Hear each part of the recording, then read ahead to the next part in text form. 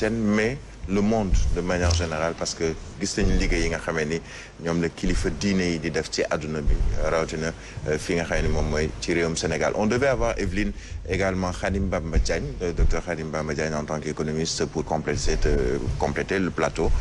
Sûrement il nous rejoindra avec la complicité de Fatou Abdou Ndiaye. Je te rends le micro, Evelyne Mandiouba. Voilà donc sans plus tarder dañuy daal di dugg ci waxtaan wi li nga xam ni moom mooy ay kàddu yu njiitu réew mi yëkkati ñëpp dégg nañ ko fa may tàmbalee rek mooy ci Serigne Abo Mbacké Thiam discours bi nga xam ni njiitu réew mi daal dina koy yëkkati mu dese ko yeneen i discours laata ñuy dugg ci 2024 ndax mën nañu wax ni c'est un discours complet ndax dugg na ci ay secteurs yu bëri laal na santé laal na éducation laal na mine laal na bu dul bilan li nga xam ni moom la mooy seen bébét pour 2024 yow naka nga jàngatee discours bi ci ay kàddu yu jiitu. merci beaucoup Evelyne maa ngi lay nuyu comme ni nga ko waxee déglu nañ le président de la République mu def discours am à la nation il a parlé beaucoup de choses. mais am na ci yoo xam ne man jàpp naa ni des na parce que at mi ñu génn dafa nekk at mu métti ci Sénégalais yi at bi ko jiitu parce que on a parlé vécu nañ fi li nga xam moo nekk la Covid-19 et ci discours bay passé boo xoolee loolu moo ko tënkoon mais ñu ñëw ci at moo xam ni bëri na ay crises yoo xam ne am na ci muy faible niveau des revenus baisse du pouvoir d'achat augmentation vertigineuse des prix des produits de première nécessité explosion du chômage li ci xam ne li ci gën a sonal ak ñi mu gën a sonal bokk na ci li nga xam ne moo nekk ndaw ñi et bokk na ci aussi le niveau alarmant d'endettement multiplication ay scandales financiers yu bëri am na mais moom ci biir waxam il a parlé d'une économie résiliente il a parlé de croissance ci déficit budgétaire boo xam ne nee na c'est rétréci et je vous dis que ni le déficit budgétaire en ce moment-là nous avons dépassé li nga xam ne mooy ratio bi nga xam ne moom la UEMOA wax muy les 3%. Aujourd'hui on est à 5%. te nee nañ moom xëy na dinañ ko jéem a wàññi parce que am na ay prévisions yi dem ba 6 et poussière pour cent et loolu boo ko xoolee bokk na ci li nga xam ni da koy andi te moom wax na ko muy soutien bi nga xam ne moom lay def li nga xam ne moo nekk le pouvoir d'achat des ménages parce que bokk na ci li nga xam ne day creuser le déficit budgétaire le président en a parlé bien vrai que déficit budgétaire des fois dafay baax état yi di ko def mais nag am na seuil boo xam ne waroo koo romb et que tey romb nañ ci seuil boobu noonu il a parlé d'autonomie l'autonomie de notre économie ki nga xam ne moo nekk suñu économie parce que tey à 4000 et quelques ci ay recettes ce sont les mooy recettes internes yi lu ci ëpp ci biir Sénégal lañ ko amee il a aussi parlé de la Cour des comptes wax na ci aussi li jëm ci wàllum subvention de l'énergie yooyu yëpp yaakaar naa dinaa ci ñëwaat ci biir débat bi par rapport ak ça mais li ma doon xaar mooy que ni am na ci yenn points yoo xam ne si doon naa ko xaar mooy les libertés la confiscation des libertés il a parlé de la justice mais pas la justice ci li ñu ko doon xaar parce que dossier yi nekk ci la justice au niveau de la justice ce n'est pas seulement le rapport de la Cour des comptes on nous a parlé des scandales financiers yoo xam ne bëri na ci régime bi am na ay scandales fonciers am na ay scandales 45 milliards ci li nga xam ne moo nekk armée yi nga xam ne moom la ministère de l'environnement wax am na ci ay rapports yoo xam ni ARMP génnee na ko bëri na ci loo xam ne ci li nga xam ne moo nekk ci wàllum liberté yi et que dégguñu li nga xam ne moo nekk mu daa ci wax même ci wàllum li nga xam ne moo nekk xëyu ndaw ñi parce que tey ndaw ñi am na ci situation boo xam ne tey jii nii dëkk bi nekk nañ ko par rapport à la jeunesse il y a des choses yoo xam ni waxoon nañu ko mais yu ci bëri président daf ko forole daal di koy romb et que ci climat social bi nga xam ne aussi mi ngi nekk ci biir dëkk bi te xam nañu nous allons vers des élections à une élection présidentielle en 2024 et que 2023 on a besoin année boo xam ne année bu apaisé lay nekk année boo xam ni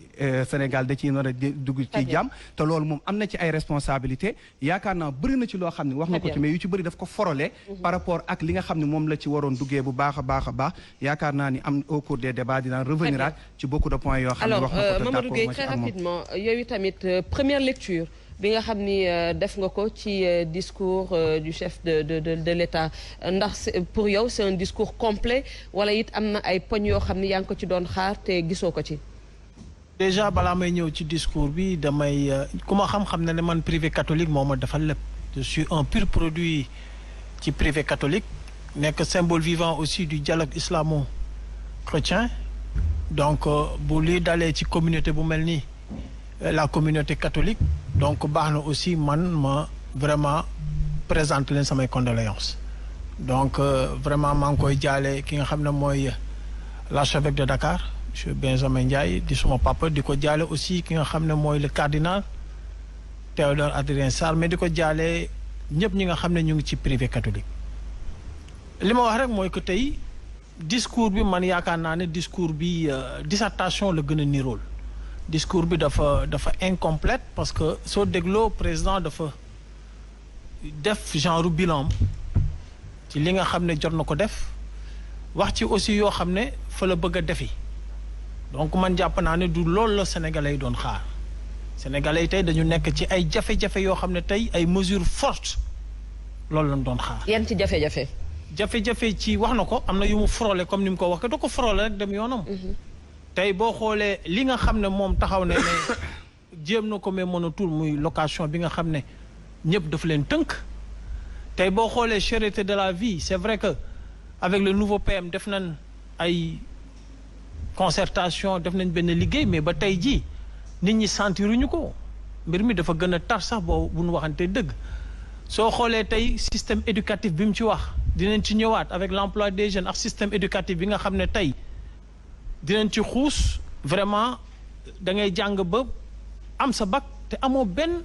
loo leneen loo mën a def lu dul bind ak lire dinañ ci ñëw donc dama doon xaar discours boo xam ne tey dafa am fu ñu ko doon xaare ay mesures fortes yoo xam ne tey notamment 3e mandat bi mu wax ci lu leer ci sénégalais yi parce que nag mooy jiitum réew te ñëpp foofu lañ ko doon xaare mu wax ndax moom dafa nekk ci tànku bokk wala tey dafay teg ay dispositifs yoo xam ne tey dina organiser ay élections transparentes libres génn par une porte parce que jàpp naa ne tey ci posture bu nekk y a plus de grandes portes. ay mesures fortes lañ doon xaar ci par rapport ak sécurité sénégalais yi parce que tey gis nañ ay ñoo xam ne ñoo war a assurer kaaraange réew mi di disparaître gis nañ tey ay gendarmes muy corps boo xam ne ñëpp leen respecté la sécurité nationale nga xam ne tey boo leen rombee sax ci mbedd mi da nga leen di ñeewantal ci liggéey bi ñu def pour que Sénégal ne ci jàmm bu ñu toogee nag ba ñooñu ñuy disparaître te kenn di ci wax dañu bëggoon moom mu wax ñu fan la ñu jëmee par rapport à cela. muy ay mesures yoo xam ne dañ ko doon xaar. mais wax dëgg fa yàlla. man benn dissertation boo xam ne su ma ko doon noté passable laay def la dégg fërës avancé li nga fi def c'est très bien on applaudit mais donc ko fi war a def parce que da la tegal budget pour nga liggéey loolu bien que lu bari des na lépp a ngi sooxe Sénégal tey table foo laal day metti tey boo duggee ci biir réew mi sax sa yaram day daw soo demee ba Casamance tey bu ne tey jii ay kaju la ñuy ngoos la ñuy béyee et cetera dafa am ay problèmes yoo xam ne mu ngi ci réew mi dañ doon xaar ay mesures fortes ay yoo xam ne comme ni ma ko waxee sénégalais ñu ngi lay xaar fii mooy que yow njiitu réew yaa nañu woon doo def 3e mandat yaa ne woon ne nit ñi bari suñu bari dee nañ ci vérifié nga constitution ba tey benn doomu Sénégal du amati problème discours ci 3e mandat foofu lañ doon xaar. Très bien. man grandeur bi ma doon xaar mooy président tey wàccee sénégalais yépp ci cette question essentielle et fondamentale muy 3e mandat. Très bien honorable Théodore Chérif Monteil ndax di nga yow tamit gis-gis boobu nga am vous êtes resté sur votre faim ou c'est un discours appréciable? Bon, vous savez, un discours, on l'apprécie toujours dans la mesure du contexte et de l'environnement dans lequel il est prononcé. Moi, j'ai noté, je pense, 7 points sur lesquels le président s'est prononcé. Il a parlé, il a campé l'environnement du Sénégal, pandémie, guerre, etc. Il a parlé des grands agrégats macroéconomiques. fan lañ toll ci taux de croissance suñu base budget hypothèse bi ñaata la 10% mun nañ ci ñëwaat parce que 10% bi c'est pas forcément vrai. Il a parlé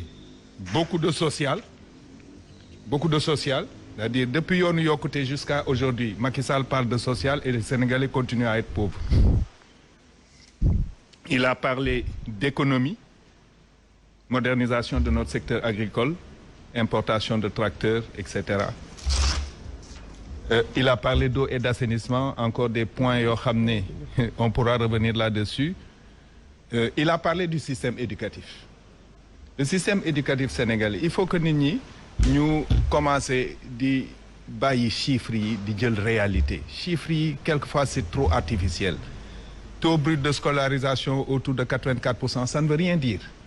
Mais Université Cheikh Anta Diop bu jël premier loolu c'est une réalité. Université Cheikh Anta Diop ñi fay génn ils sont de moins en moins compétents. C'est ça la réalité.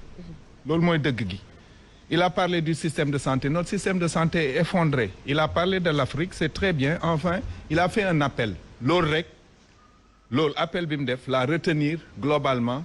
d'importance sur le message. Appeler à la paix, à la concorde, à la sérénité pour construire Sénégal bi nga xam ne ñun ñoo ko bokk. Mais man li ma doon xaar te ñëw fa mooy que booy annoncer gaz ak pétrole 2023 ak 2024 da ngay décliner une politique économique et industrielle claire boo xam ne loolu moo koy sous-tendre mais doo continuer di wax def naa lii maa ngi waaj a def lii et cetera c'est vrai infrastructure da nga ko war a defar mais dañu jagleel Macky Sall dañ ko fal pour ay diir jagleel ko suñu koom-koom yépp ne ko liggéeyal donc s'il fait un pont ou une route ça n'a rien d'extraordinaire ce qu'on attend mooy que mu jox ñu une vision claire gaz au Sénégal ak pétrole au Sénégal lan lañ